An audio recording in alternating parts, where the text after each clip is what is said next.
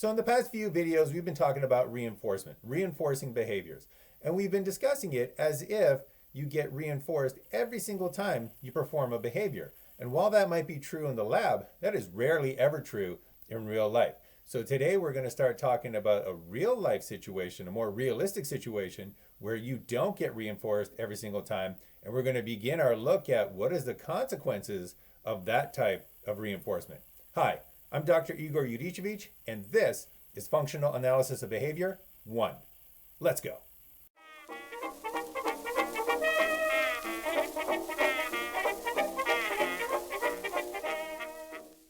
So for today's video, we're going to use a particular example to illustrate the concepts that we are going to introduce.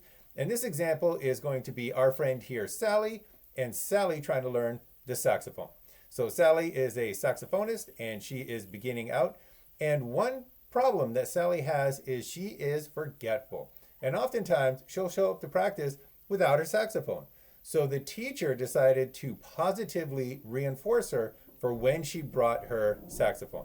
So in this case, the behavior that we're going to be looking at is bringing the saxophone to practice.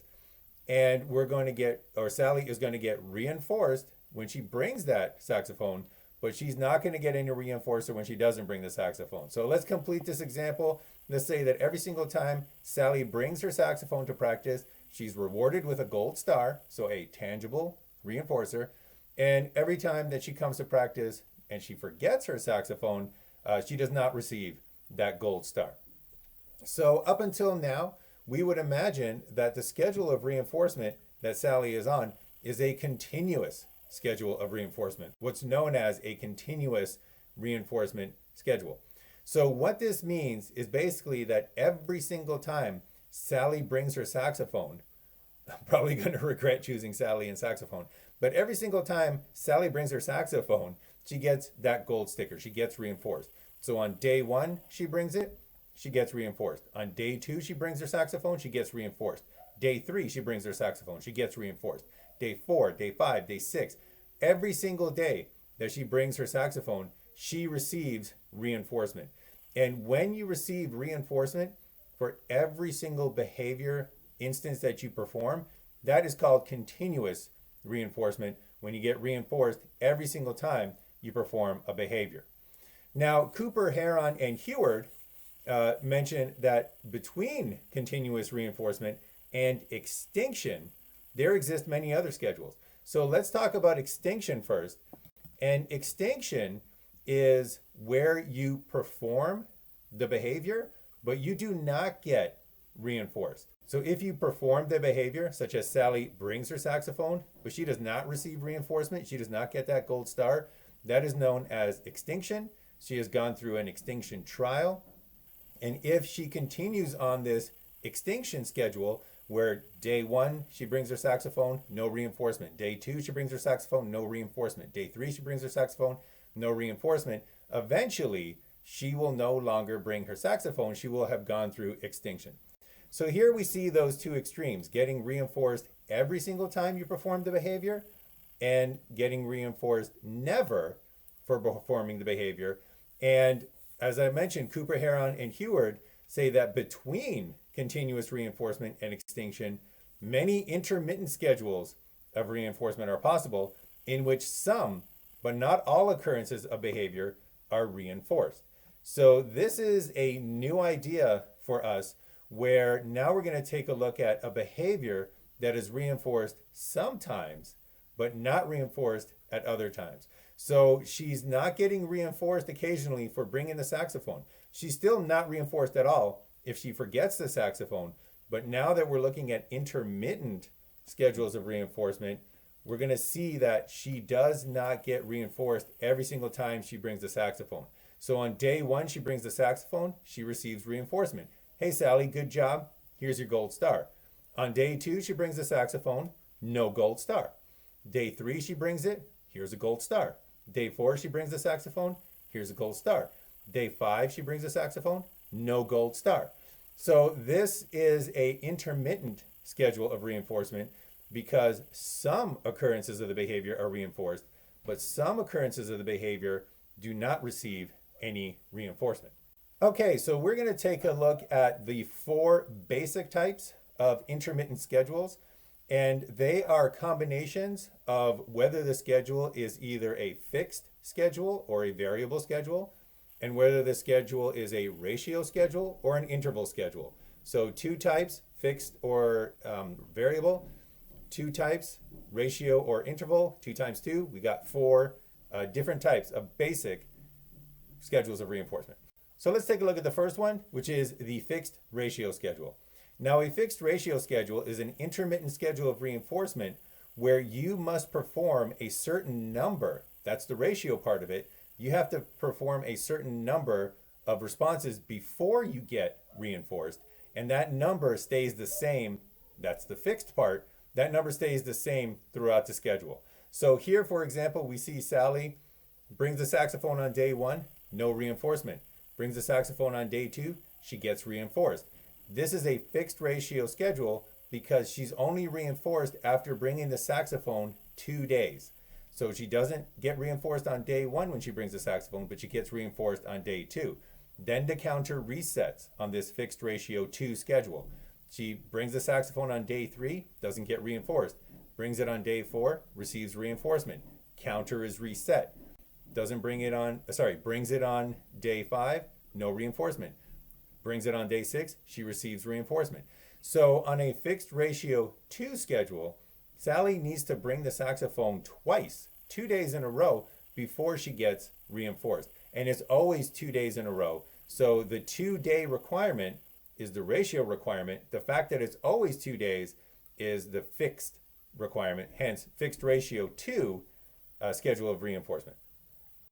And on a fixed ratio, you can choose however many responses you want before that behavior is reinforced. So for example, we can take a look here where it's a fixed ratio 3 schedule of reinforcement. So on the first day, Sally brings the saxophone, no reinforcement. Second day, Sally brings the saxophone, no reinforcement. Third day, Sally brings the saxophone, she gets reinforced.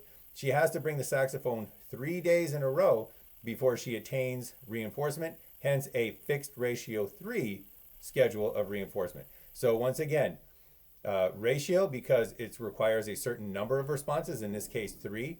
Fixed because the ratio does not change throughout the schedule, hence fixed ratio 3 schedule of reinforcement. All right, so that was the fixed ratio schedule of reinforcement. The other type of ratio schedule of reinforcement is the variable ratio schedule of reinforcement. And this is where a certain number of responses are required before you earn a reinforcer. That's the ratio part of it. However, now instead of being fixed, it's variable. So in this case, it's going to be variable around an average amount. So for example, here we can see that Sally gets reinforced on the first day that she brings her saxophone. She brings her saxophone on the second day, does not get reinforced. Brings it on the third day, does get reinforced. Brings it on the fourth day, does get reinforced.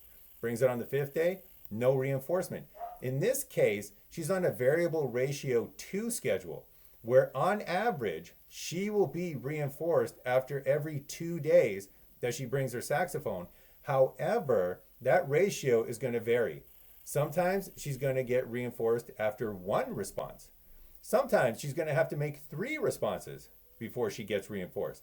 Sometimes she might have to make 4 responses before she gets reinforced. However, on average, she's going to have to make 2 responses, but the exact number of responses at any given time is going to vary around that number 2. So this is an example of a variable ratio 2 schedule. Here we have an example of a variable ratio 3 schedule. And you can see that sometimes it will be exactly 3 responses that she needs to make, such as day 1, day 2, day 3. She gets reinforced on the third day. But at other times, she might get lucky and get reinforced the day after she got reinforced the day before. That was a horrible way of saying that. But if you take a look at day number 8, she receives reinforcement. And then on day number 9, she brings a saxophone and she receives reinforcement again. But then she goes through 3 days of no reinforcement whatsoever and gets reinforced on the 4th day when she brings that saxophone. So on average, she's going to get reinforced after 3 times that she does the behavior, 3 times that she brings that saxophone, but it's only on average. There's no guarantee, And the very next time she brings the saxophone, that might be the time that she gets reinforced. All right, so those were the ratio intermittent schedules of reinforcement. So now we're going to turn to the other two types, which are the interval ratio schedules of reinforcement. So interval intermittent schedules of reinforcement, they deal with the idea that you are only reinforced for the first correct response after an interval of time has expired. That's what makes these interval schedules of reinforcement. So there's an enforced period of time during which no behaviors are going to be reinforced. However, once that time elapses, the first instance of the behavior will be reinforced. And then usually once that behavior occurs, the time period comes back in and you have that time where nothing gets reinforced, and then it elapses, and the first response after that time period, that interval elapses, that first response gets reinforced. And much like we had a fixed ratio intermittent schedule of reinforcement and a variable ratio intermittent schedule of reinforcement, we're going to see a fixed interval schedule of reinforcement and a variable interval schedule of reinforcement. So let's start off with that fixed interval schedule of reinforcement. So let's go back to Sally playing her saxophone, and let's just say that she gets to show up to practice, but just like any normal school of music, there is going to be a time when she needs to show up at practice, right? You just can't show up randomly whenever you want and expect to be reinforced. The behavior is only going to be reinforced after a certain interval has expired. So for example, if the practice begins at 10 a.m., and let's just, for purposes of this example, let's say that her teacher allows her to be as late as possible, but the teacher does not show up to the class until it's 10 a.m. In that case, she will be reinforced for the first response after 10 a.m., the first time she brings her saxophone and it's past 10 a.m. So let's take a look at this example here. So first off, let's say that it passes 10 a.m. She brings her saxophone, she earns that gold star, she gets reinforced. At that point, the enforced rest period, in our case, the interval, begins. And let's just say, for example's sake, that is 4 hours. And this is known as distributed practice, where you put in a little bit of practice and then you have an enforced rest period to allow yourself to consolidate. Highly recommend using this strategy. It is a very powerful strategy to help you learn. And we're going to apply it to Sally here. So Sally comes in, gets reinforced, brings her saxophone, gets reinforced. After practice, there is an enforced rest period of 4 hours. At that time, she could show up to her teacher and say, "Hey, I brought my saxophone." And the teacher will say, "Well, no reinforcement for you. It's still in the interval." She'll come back again. "Hey, I brought my saxophone." The teacher will say, "No reinforcement for you. It's still in the interval." But once those 4 hours elapse, once those 4 hours expire and that interval is finished, then the first time Sally knocks on the door and says, "Hey, I brought my saxophone," the teacher will say, "Great job, here's a gold star." And then on a fixed interval schedule of reinforcement, that interval starts again. So then if she comes back within that 4 hours, the teacher will once again say, "Well, no reinforcement for you." But again, once those 4 hours expire, then it's reinforcement for the first time that you bring your saxophone. And it doesn't matter how many times Sally brings her saxophone during that enforced rest period, during that interval, none of those responses will, after the interval elapses. And it doesn't matter how long it happens after the interval elapses.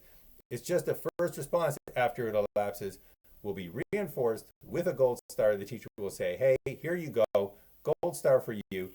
And then the interval starts again. And the key thing here is that these intervals are fixed. They are all 4 hours. So the interval does not change. Every single time Sally gets reinforced, she will eventually learn that it's going to take 4 hours before a response of, "Hey, I brought my saxophone," is going to get reinforced again. All right, and the last one that we have is yet another interval schedule of reinforcement. However, this one is the variable interval schedule of reinforcement. And this one is a little bit weird to kind of set up as an example. You would have to imagine like a really bizarre musical school music school that Sally is attending, but let's just go with that. Let's just say that she's attending this truly bizarre music school where she doesn't know exactly when she should show up to practice. She doesn't know how long she has to go away and what that enforced rest period is. On average, let's say that is 4 hours. So on average, it has a certain duration, but sometimes it might be incredibly long. It might be 8 hours. Sometimes it might be incredibly short. It might only be 2 hours. We don't know. She doesn't know because it's variable. It's a variable interval. But just like the fixed interval schedule of reinforcement, any responses during the interval do not get reinforced. So Sally brings her saxophone. The teacher says, hey, excellent job. The interval begins, and any responses within that interval of her bringing her saxophone do not get reinforced until that variable interval elapses, and then the first response that Sally performs will get reinforced, at which time a new interval begins. And once again, it's variable. It's going to be on average 4 hours, but it could be long, it could be short, and any responses during that time will not be reinforced. So once again, once the time elapses, once that interval elapses and Sally makes her response, the interval restarts. It's variable now, and it doesn't matter how many times Sally performs the behavior within that interval. None of those are reinforced. However, the first response after this variable interval elapses, that response gets reinforced. So you can see here, it's a much more unknown type of schedule of reinforcement.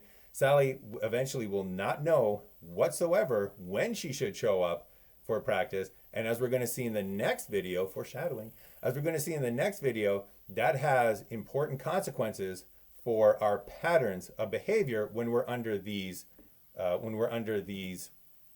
types of intermittent schedules. All right, so as we can see, just to kind of drive this point home, these intervals that we use in this example, they all are variable. Some are long, some are short. On average, they're about 4 hours. But the important part is that these intervals are variable. And as we're going to see, once again, foreshadowing, as we're going to see, that has important implications for patterns of behavior and how we behave under these intermittent schedules of reinforcement. All right, so that is it for today's video. So today we talked about the new concepts of continuous reinforcement and extinction, extinction being where you don't get reinforced for performing the behavior. But we also took a look at fixed ratio schedules of reinforcement, variable ratio schedules of reinforcement, fixed interval schedules of reinforcement, and variable interval schedules of reinforcement, and I alluded to the fact that those have profound effects on our behavior, and that's what we're going to take a look at next time when we dive into the schedule effects of being under these intermittent schedules of reinforcement. But that is it for today. Thank you so much for joining me and spending this time learning about intermittent schedules of reinforcement. Until next time, stay frosty, stay functional.